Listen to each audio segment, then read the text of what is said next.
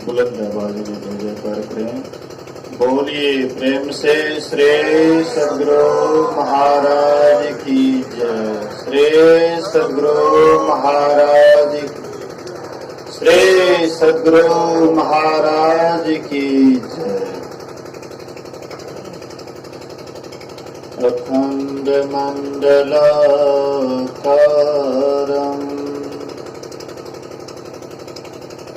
व्याप्तं येन चराचरं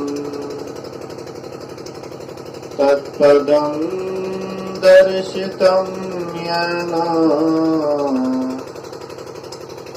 तस्मै श्री गुरुवे नमः। धन्य धन्य सतगुरु सुखदा महिमा कही ना जाए।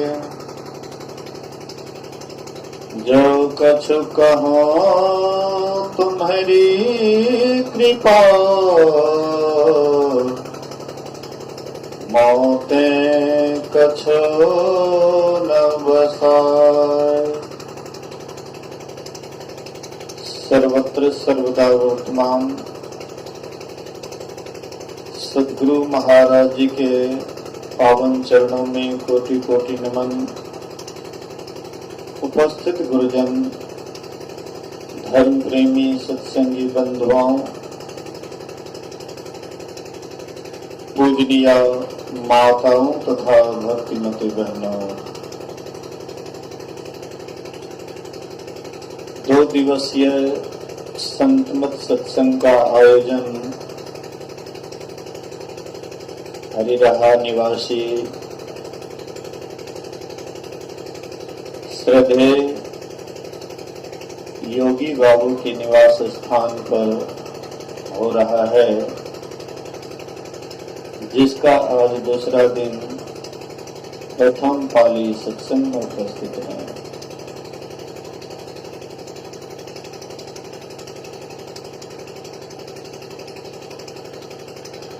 अभी हम लोग उपनिषद के उपदेश को श्रवण कर रहे थे। प्राचीन काल के ऋषियों के द्वारा जो प्रवचन किया गया, उपदेश किया गया, उसी का नाम उपनिषद हुआ। अभी हम लोग सुन रहे थे केनोपनिषद से।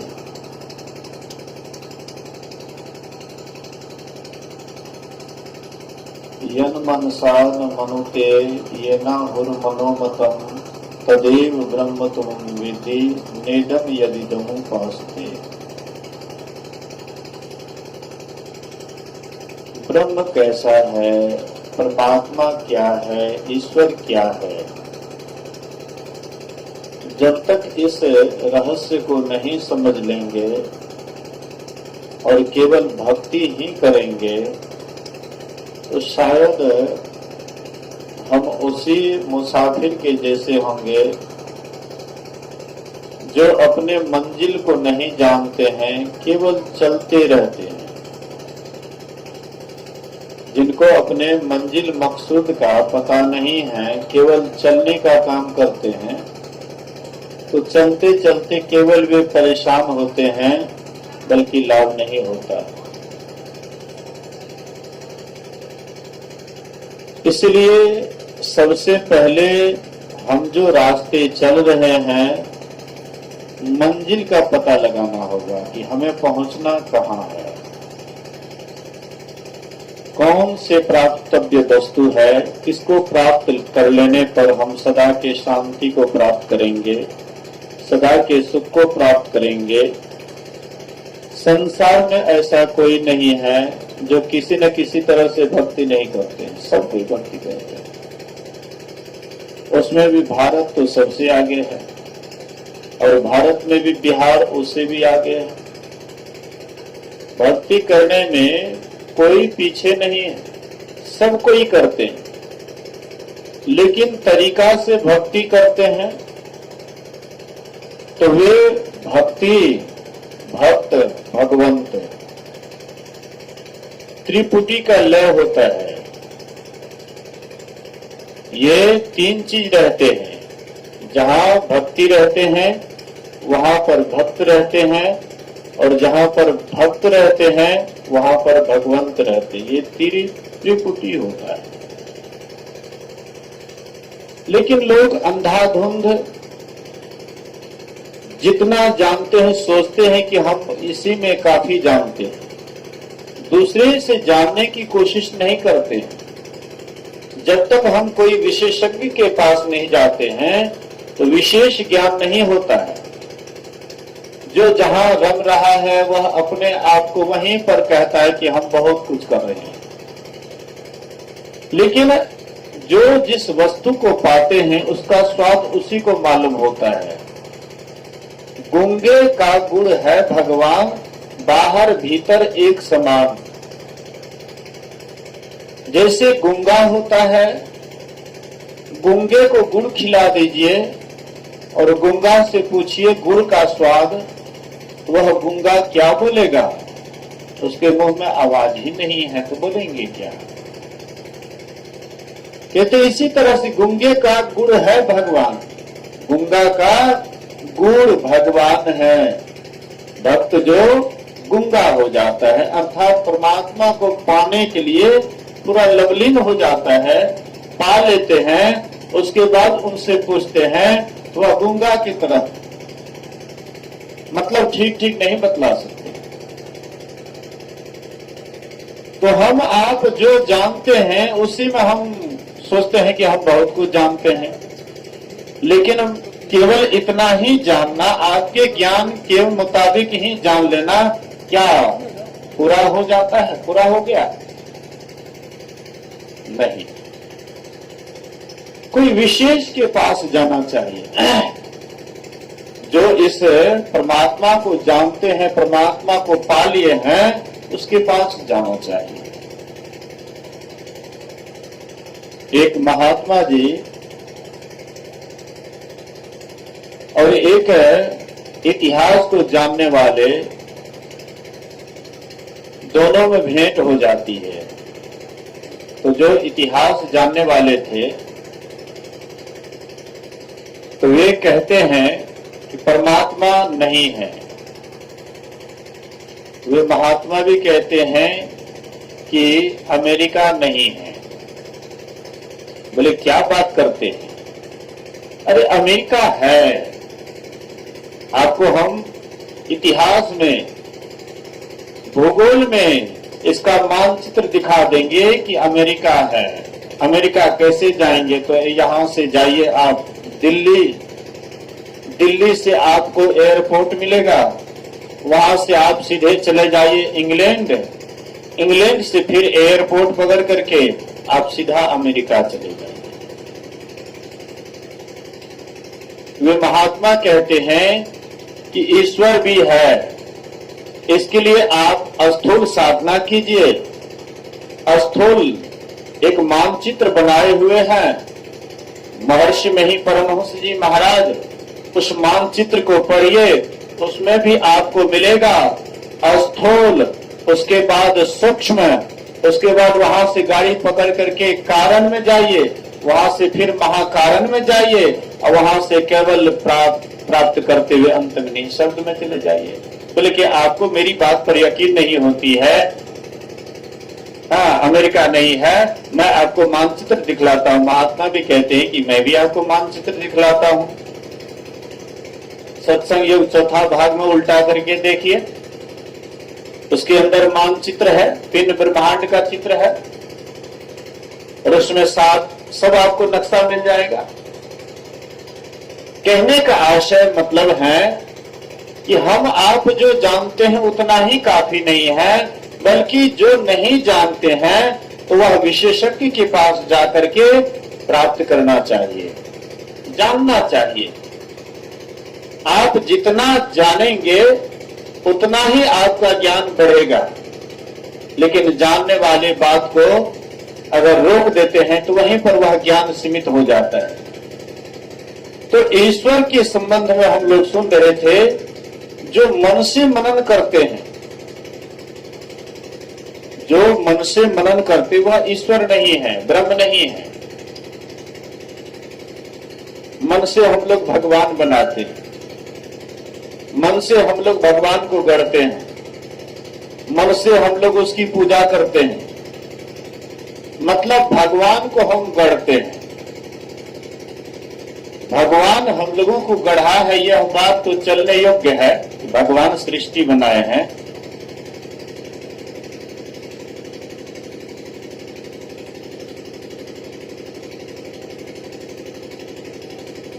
रचा है सृष्टि को जिस प्रभु ने, वही ये सृष्टि चला रहे हैं।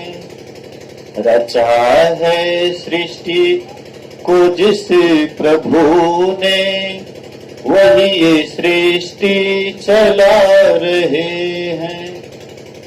ये सृष्टि को रचने वाले परमात्मा है, बनाने वाले परमात्मा है, हमको आपको सबको बनाए हैं। यह बात तो चलने योग्य है, लेकिन हम भी भगवान को बनाते हैं, ये चलने योग्य है। हम भी भगवान को गढ़ते हैं, गंगा जल लाते हैं, चिकन मिट्टी लाते हैं, ताम तुलसी देते हैं, कहते ये काली माँ का प्रतिमा हो गया, ये हनुमान जी हो गए। मतलब हम ही लोग गढ़ने लगे हैं। एक एक घर में देवी देवता रहता है, 5 भाई है तो 5 भाई के यहाँ देवी देवता बढ़ जाता है। भाई एक जगह था तो 5 जगह कैसे हो गया? तो हम बढ़ा दिए, बढ़ाने वाले हम हैं। परमात्मा सृष्टि करते हैं, परमात्मा सृष्टि को चलाते हैं, परमात्मा हम आपको बनाए हैं, लेकिन हम आप भी परमात्मा को बनाते हैं। अजब हैरान हूं भगवान, तुझे कैसे रिझाऊं मैं। न बाहें है, न गर्दन है, न सीना है, न पेशानी, तू ही निर्लेप नारायण, कहां चंदन लगाऊं मैं। ये संसार को परमात्मा बनाए हैं, ईश्वर बनाए हैं, यह शरीर को बनाए हैं, लेकिन हम आप भी परमात्मा को गढ़ने लग जाते हैं, हम आप भी परमात्मा को बनाने लग जाते हैं। हम आपका बनाया हुआ परमात्मा कभी बोलते नहीं हैं। हम आप जो मूर्ति बनाते हैं बोलते हैं, खाते हैं, चलते हैं,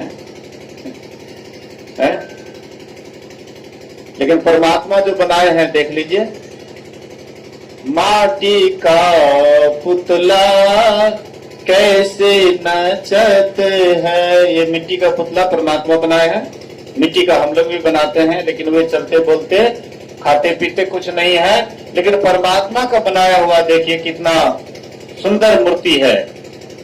माटी का पुतला कैसे नचत है, कैसे ये नाच रहा है। देख देख सुन बोल कैसे दिखत है नाच। माटी का पुतला कैसे नचत है। कहते हैं मिट्टी का पुतला देखो कैसे नाच रहा है। लेकिन परमात्मा हम आप जो बनाते हैं उसमें प्राण प्रतिष्ठा, ब्राह्मण लोग आते हैं, मूर्ति बनाते हैं तो ब्राह्मण लोग आते हैं, उसमें प्राण प्रतिष्ठा डालते हैं। तो उसको बोलना चाहिए, चलना चाहिए, खाना चाहिए, पीना चाहिए, उठना चाहिए, बैठना चाहिए, देखना चाहिए, कुछ नहीं, केवल नाम कर देते हैं। इसमें प्राण प्रतिष्ठा कर दिए, तब से हम लोग पूजा करते हैं और उसके बाद उसको उठा करके फिर पानी में डाल देते हैं। हमारे पूज्य जगदानंद बाबा हैं, इनके आश्रम के साइड में एक आदमी दरवाजे पर मूर्ति बनाए हैं। तो बाबा बोले कि देखिए मूर्ति बनाते हैं तो इसको गड्ढा में मत फेंकिए। मूर्ति है, पूजा करते हैं, भगवान मानते हैं, चलिए कोई बात नहीं, कुछ नहीं जानते हैं तो कुछ करते हैं, ठीक है, लेकिन इसको मत फेंकिए, इसको अपने यहाँ रखिए, रोज रोज इसका पूजा पाठ कीजिए। गुरु महाराज जी ऐसे ही जा रहे थे प्रचार प्रसार में, तो एक पंडित जी से भेंट हो जाती है। तो पंडित जी पूछते हैं कि आप मूर्ति को मानते हैं कि नहीं मानते। तो गुरु महाराज जी कहते मैं मूर्ति को मानता भी हूं और नहीं भी मानता हूं।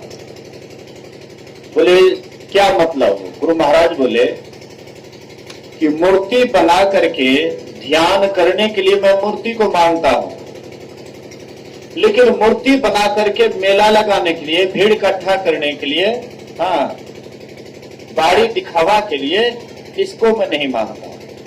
कि आजकल क्या होता है, आजकल क्या होता है देखते हैं, हर जगह यही भीड़ भाड़, लोग कहीं पर भी लोग नहीं जमा होता है तो वहां पर क्या करते हैं कि मूर्ति लगा दो, भगत करा, कोई बाहरी फंक्शन करा दो, भीड़ हो गया, बस हो गया। संत महापुरुष कहते हैं कि हम लोग एक दूसरे को सोचते हैं कि हम ठग रहे हैं, लेकिन हम अपने आप ठगे जा रहे हैं, हम आपको पता नहीं लगता है। इसीलिए संत महापुरुष कहते हैं इसको समझो, ये परमात्मा का बनाया हुआ मूर्ति है। देखो कितना सुंदर मूर्ति है। परमात्मा ये मूर्ति को जो बनाए हैं, गढ़े हैं, 9-10 मास बुनन को लागे, ठोक ठोक के बीनी चदरिया, झीनी झीनी बीनी चदरिया। कबीर साहब कहते हैं कि यह चादर को, परमात्मा को बीनने में 9-10 महीना लगा। कितना बढ़िया से ठोक ठाक करके बनाए हैं। देखिए तो नाक, सबका नाक जहां है वहीं पर सबका नाक है। एक आदमी का जहां नाक है सबका वहीं नाक है। जैसे मुंह एक आदमी का है सबका मुंह, हाथ पैर जितना भी अवयव है सब कुछ एक ही जैसे है। चाहे इस देश के हो या विदेश के हो, सबके चेहरे को देखिए, सबका एक ही जैसे आकार प्रकार है। ये परमात्मा जो इतना सुंदर सृष्टि को साजा है, बनाया है, वे परमात्मा को, उस परमात्मा को जानने के लिए क्या करना पड़ेगा? तो कहते हैं इसके लिए बाहर जाने की आवश्यकता नहीं है। परमात्मा या सृष्टि को बना दिए, हम आपको बना दिए, लेकिन परमात्मा इसी में अपना निवास कर लिए। जो घर आप बनाते हैं तो उसमें निवास नहीं करते हैं आप। बोलिए श्री सद्गुरु महाराज की। मकान बनाए हैं जोगी बाबू, इसमें निवास नहीं करते हैं, हैं? निवास करते हैं। तो जोगी बाबू के पास में क्षमता है एक मकान बनाने की, और जिसके पास 1000 मकान बनाने की क्षमता है, ई बाजार में वो बाजार में बहुत जगह बना दिया। लेकिन मनुष्य है, मनुष्य होकर के सब जगह नहीं रह पाते। लेकिन परमात्मा 1000 क्या करोड़ों मकान बनाए हैं, लेकिन उसमें क्षमता है, वे सभी मकान में रहते हैं। बोलिए श्री सद्गुरु महाराज की। बैठिए उनके।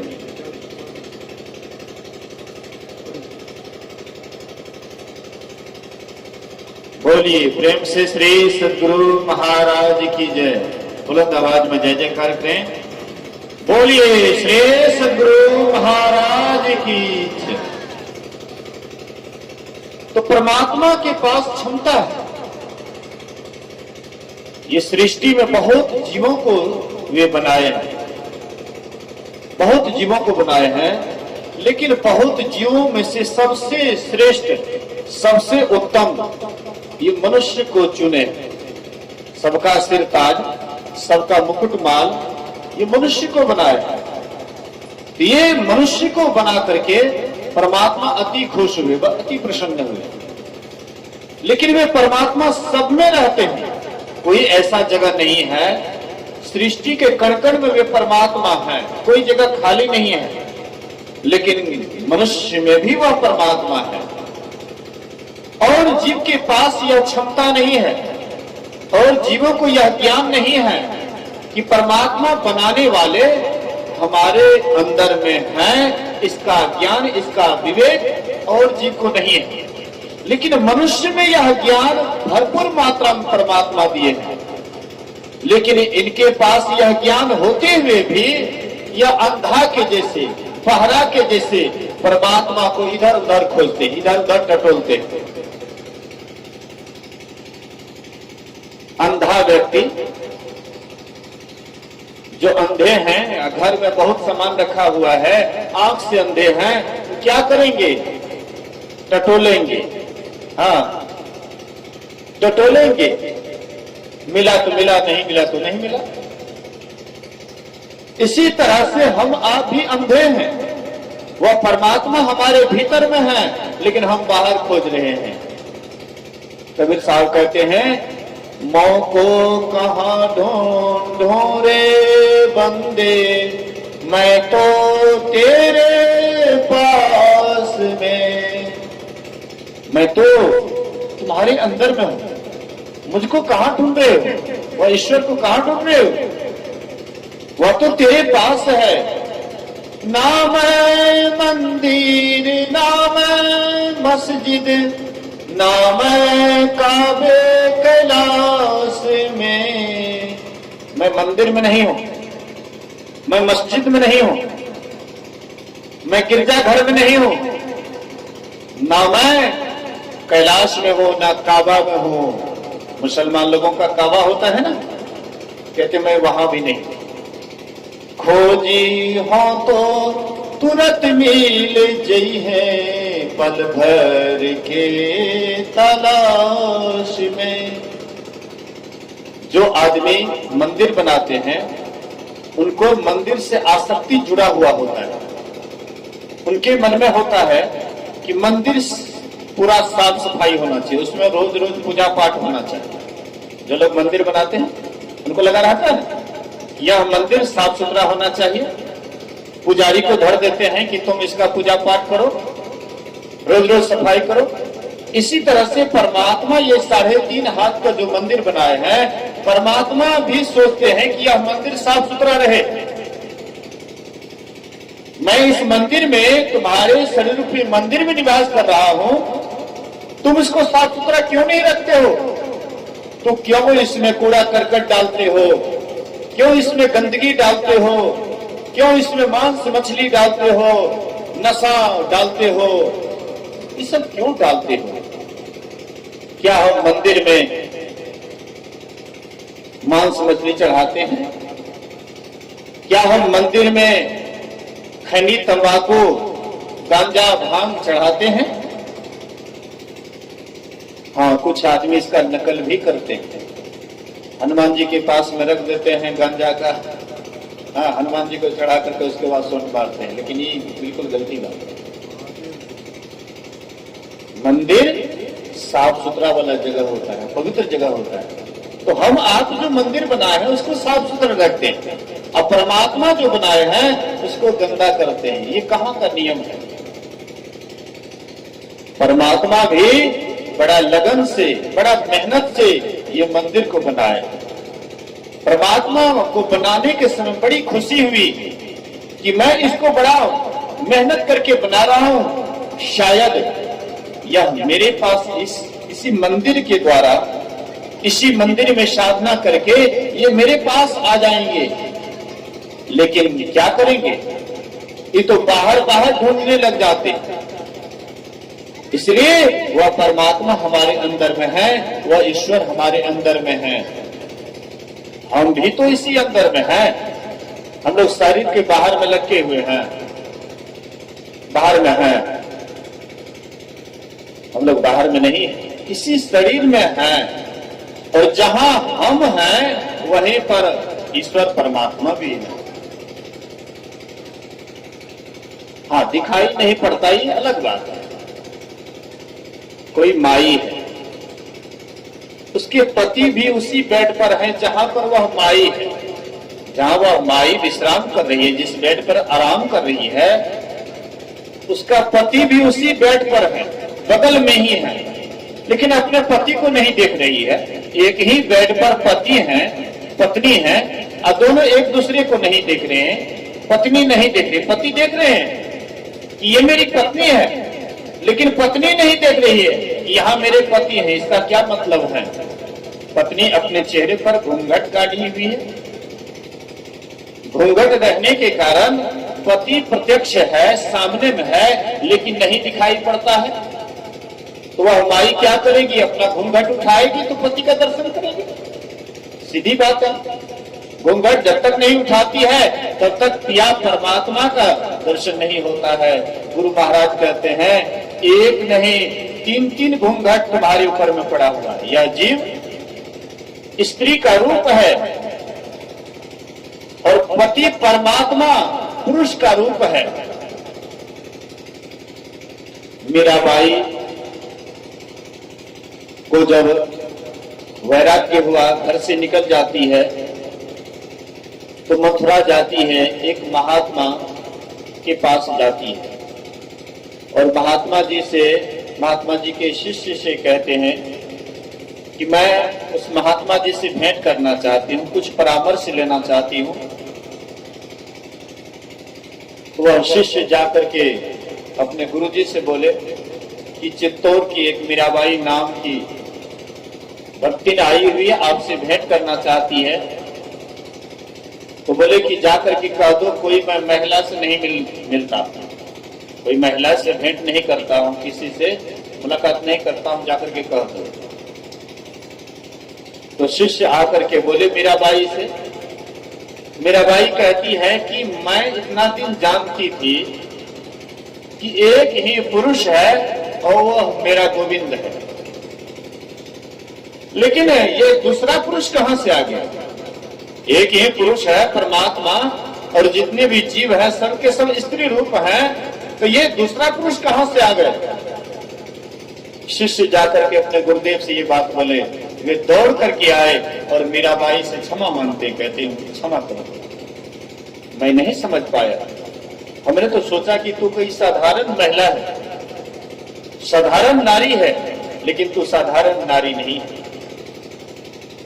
मतलब कहने का, पुरुष एक परमात्मा है और उस परमात्मा को जीव रूपी स्त्री को उसका दर्शन नहीं हो रहा है। क्या मतलब है एक ही जगह है नेरे सुझत नहीं लियानत ऐसो जिंद, अब तुलसी या संसार को भयो मोतिया बिंद। तुलसी साहब कहते हैं कि इसको मोतियाबिंद की बीमारी हो गई है। यह जीव रूपी स्त्री को मोतियाबिंद की बीमारी हो गई है। इनके सामने में ही पति है, लेकिन अपने पति को नहीं देख पाती है, तो मोतियाबिंद की बीमारी है कि नहीं? जिनको मोतियाबिंद की बीमारी हो जाती है उसके आसपास में ही सामान रहता है, लेकिन कुछ दिखाई नहीं पड़ता। निकट है सामान, लेकिन दिखाई नहीं पड़ता है। लेकिन जब मोतियाबिंद की बीमारी का इलाज हो जाए अच्छे डॉक्टर से और वह बीमारी ठीक हो जाए, तो तब जो भी सामान है सब दिखाई पड़ने लग जाता है। तो ऐसे ही हम आपके ऊपर भी, यह जीव के ऊपर में भी मोतियाबिंद की बीमारी हो गई है। 3 पर्दा हो गया। और ये 3 पर्दा क्या है? कहते हैं प्रकाश अंधकार का पर्दा, प्रकाश का पर्दा और शब्द का पर्दा। ये 3 पर्दा है। आप कहेंगे कि हमको कैसे विश्वास हो कि अंधकार का पर्दा है, प्रकाश का पर्दा है और शब्द का पर्दा है? तो कहते हैं अगर तुमको विश्वास नहीं होता है तो तुम अपने अंदर झांक करके देखो। बाहर देखने के लिए आंख खोलते हैं हम, संसार को देखने के लिए, बाहर देखने के लिए, माया को देखने के लिए आंख खोल करके देखते हैं। और इसका उल्टा अपने को देखेंगे तो क्या करना पड़ेगा? आंख बंद करके देखना होगा। बाहर देखने के लिए आंख खोल करके देखते हैं, अपने अंदर झांकना है, आंख बंद करके देखना है।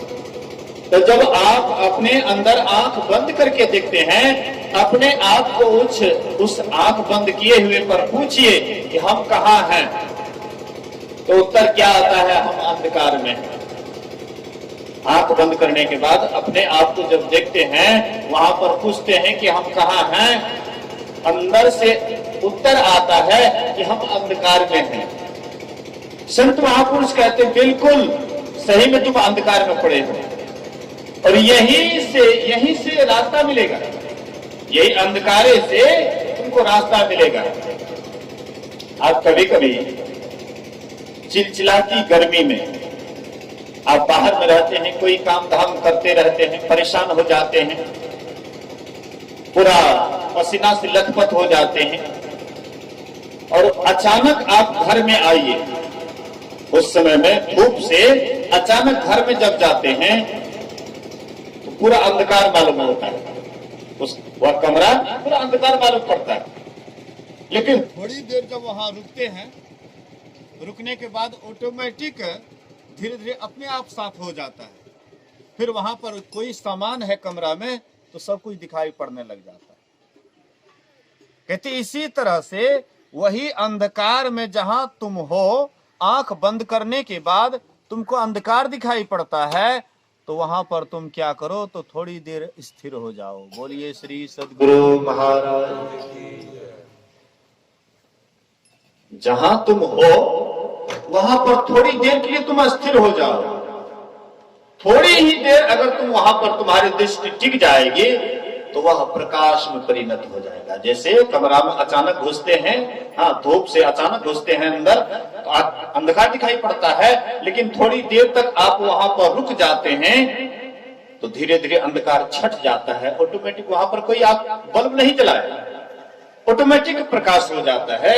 इसी तरह से आप जहां पर हैं अंधकार दिखाई पड़ता है, वहीं पर आप अपने को स्थिर कर लीजिए, शांत कर लीजिए, और जहां पर गुरु बतलाए हैं देखने के लिए, वहां पर टकटकी लगा करके बिना विचार से देखिए।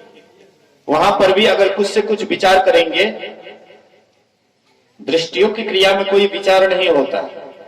मानस जप में कोई नाम का जप किया जाता है, मानस जप, मन ही मन जप करते हैं मानस जप, तो वहां पर जप किया जाता है। इसके बाद रूप का ध्यान किया जाता है, लेकिन वहां पर न नाम जपा जाता है न रूप का ध्यान किया जाता है, केवल जहां पर आपको बतलाए हैं देखने के लिए। कहते हैं वहां पर 12 अंगुल पर देखना चाहिए। 12 अंगुल कैसे दिखाई पड़ेगा? वहां पर नापने वाला जगह है। कोई अमीन पैदा हुआ है कि कितना बड़ा लंबा चौड़ा वह अंधकार का है साम्राज्य, बहुत लंबा चौड़ा वह साम्राज्य है। कितना दूर पर देखेंगे, कहां पर अपने ख्याल को रखेंगे?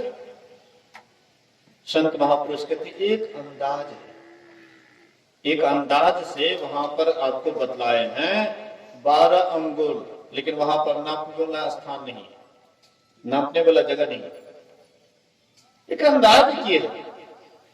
लेकिन वहां पर जब अपने ख्याल को आप रखते हैं, ऑटोमेटिक अचानक जैसे आपकी दृष्टि टिकने में देर है, प्रकाश होने में देर नहीं है।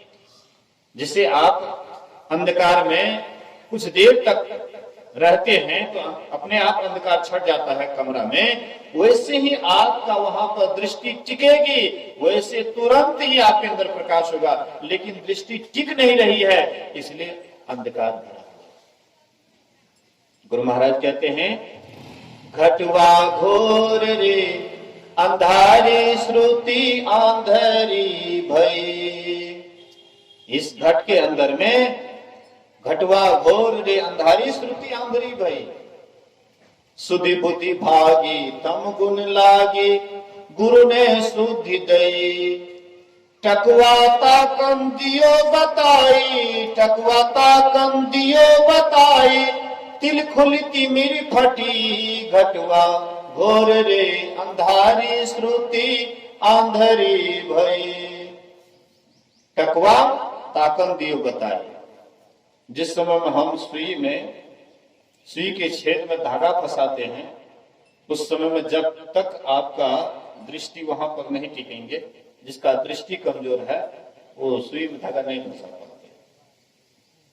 एक बार मेरी माता जी उस समय में थी नहीं, एक बार बोले हमको धागा में सुई फंसाने के लिए, लगभग 1-1.5 साल के लगभग बाद हुआ होगा, सुई में धागा बोले फंसाने के लिए।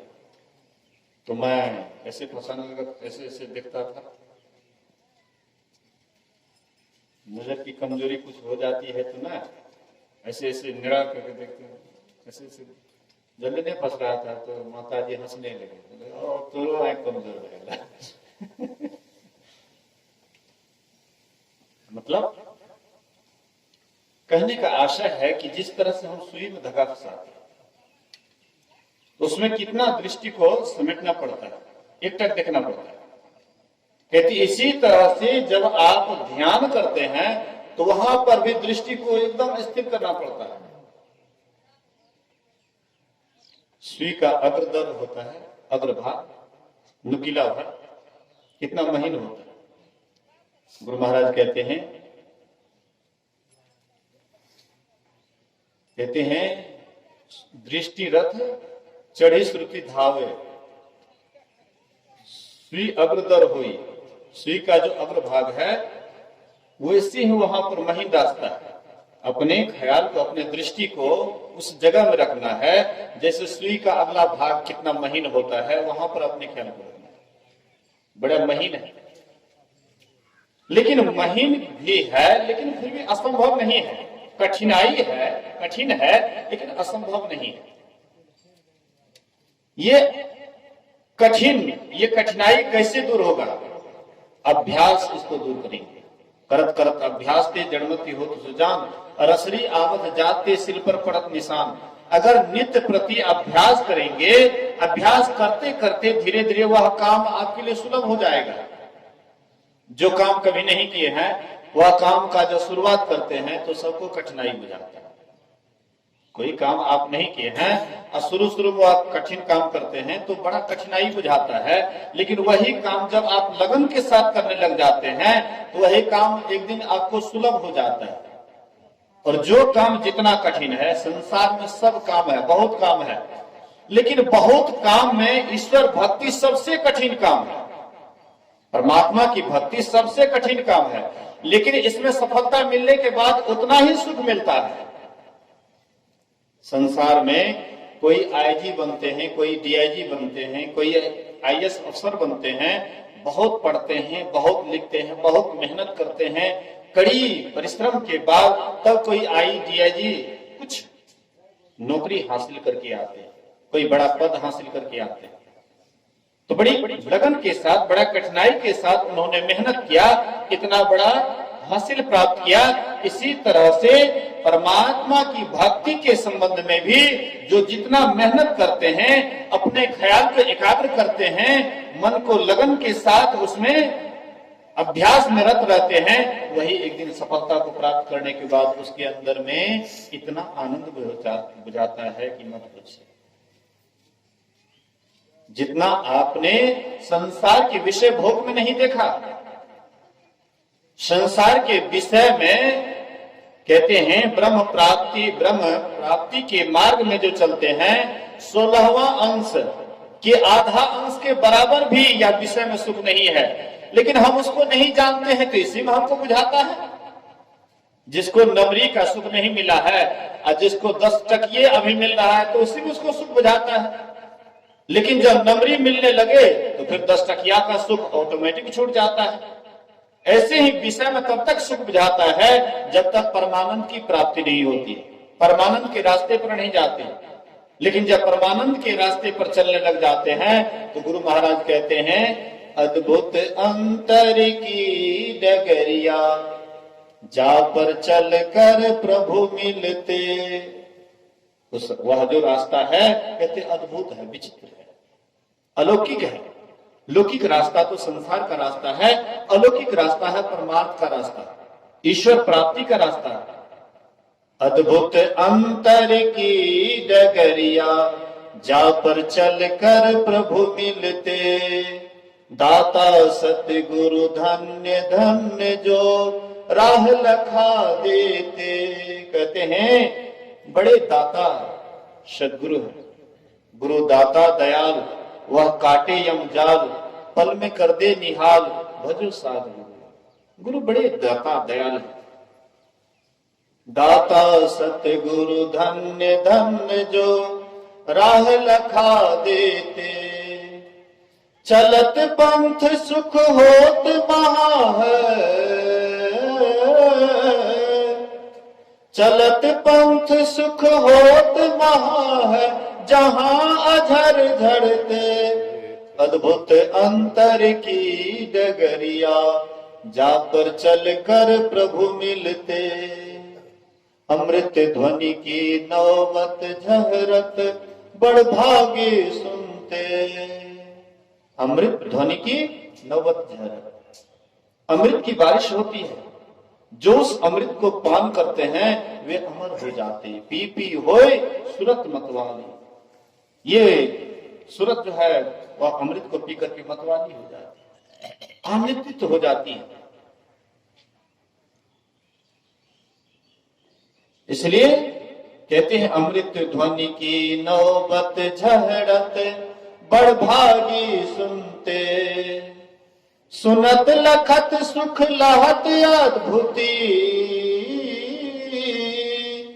सुनत लखत सुख लहत अद्भुति, में ही प्रभु मिलते, अद्भुत अंतर की डगरिया, जा पर चल कर प्रभु मिलते। वही ध्वनि अमृत ध्वनि का पान करते हुए यह साधक साध्वी परमात्मा के पास जाकर के परमात्मा से मिल जाते हैं। फिर इसका आवागमन सदा के लिए समाप्त हो जाता है, फिर इसको आवागमन में नहीं आना पड़ता है। वह परमात्मा, वह ईश्वर सब जगह व्यापक है, कोई जगह उससे खाली नहीं है। लेकिन जैसे गाय के पूरे बदन में दूध है, लेकिन हर जगह से आप दूध प्राप्त नहीं कर सकते। दूध मिलेगा तो छिमड़ा से, और इसके लिए भी जब तक लेरू नहीं खोलते हैं तब तक गाय भी नहीं पुनहाती। इसी तरह से जब तक हम सत्संग में नहीं जाएंगे, भक्तों के पास नहीं जाएंगे, भक्त से सदुपदेश नहीं सुनेंगे, उनसे इस रास्ते को नहीं जानेंगे कि कहां पर परमात्मा के मिलने के लिए कौन सा रास्ता है, कहां रास्ता है, जब तक इस रहस्य को नहीं जानेंगे तब तक हम कभी भी परमात्मा रूपी दूध को प्राप्त नहीं कर सकते हैं। इसी के लिए संत महात्मा बराबर उपदेश करते हैं, इसको सुनिए, समझिए। ये कोई कथा कहानी नहीं है कि अधिक मन लगे। कथा कहानी में तो लोगों का मन लगता ही है, संगीत में लोगों का मन लगता है, गाते हैं, बजाते हैं, ढोलक बजाते हैं। गुरु महाराज कहते थे कि तुम गाते हो, केवल हारमोनियम साज बाज में ही अगर तुम्हारा मन लगा हुआ है तब ठीक नहीं करते। जो गाते हो उस पर थोड़ा ध्यान दो, उसका अर्थ समझो, और अर्थ समझ करके उसमें गोता लगाओ, तब तुमको पूरा पूरा लाभ होगा। तो इसी तरह से हम लोग सुने, समझें और अपने जीवन में उतारने का प्रयास करें। तो अभी का सत्संग आरती के बाद समाप्त होगा। फिर अपराह्न कालीन सत्संग है। अगर कोई गाने बजाने वाले होंगे तो थोड़ा पहले स्टार्ट करेंगे, शुरू करेंगे, और फिर समय से अपराह्न कालीन सत्संग होगा। बोलिए प्रेम से श्री सद्गुरु महाराज की, श्री सद्गुरु महाराज की जय। आरती संग